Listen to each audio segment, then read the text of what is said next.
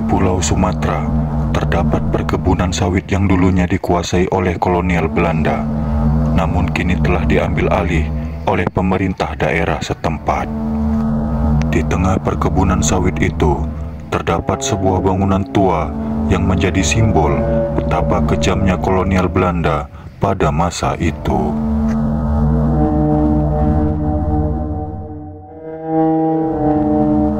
Bangunan itu dijadikan tempat tahanan sekaligus penyiksaan para pekerja pribumi yang dijadikan pekerja paksa oleh penjajah Belanda. Sangat banyak pekerja yang meninggal dunia di tempat itu, dan sebagian di antara tahanan memilih untuk bundir karena tak tahan dengan perlakuan tak manusiawi yang dilakukan penjajah Belanda kepada mereka.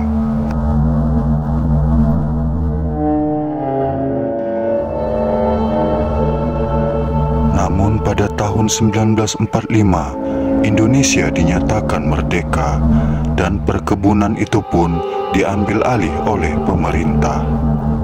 Meskipun kini perkebunan itu telah berkembang, namun bangunan itu tetap dibiarkan berdiri oleh pemerintah setempat, dijadikan sebagai monumen bersejarah.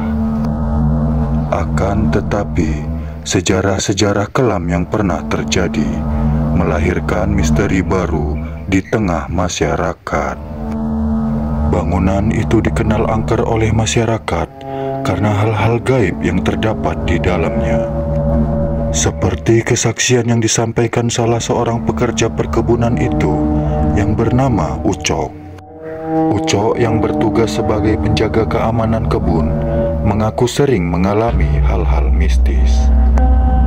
Saat malam hari, ketika Ucok berkeliling mengintari perkebunan, sering terdengar suara riuh yang berasal dari bangunan itu.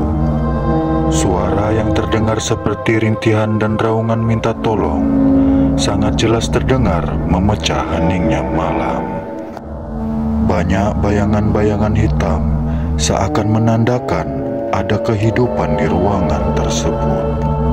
Akan tetapi, tiap kali Ucok mendatangi tempat tersebut bersama teman-temannya, suara-suara dan bayangan itu menghilang seakan tak pernah terjadi apa-apa.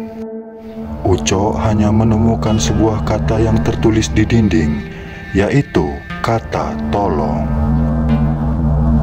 Ucok pun meninggalkan tempat itu diiringi suara binatang malam dan pintu sel yang tertiup angin. Bukan hanya Ucok, tapi hampir seluruh warga sekitar mempercayai suara-suara dan penampakan bayangan itu adalah arwah para pekerja paksa yang meninggal di zaman penjajahan silam.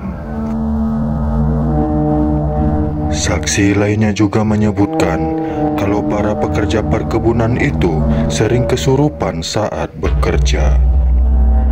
Meskipun dijadikan bangunan bersejarah, namun penduduk enggan mendekatinya.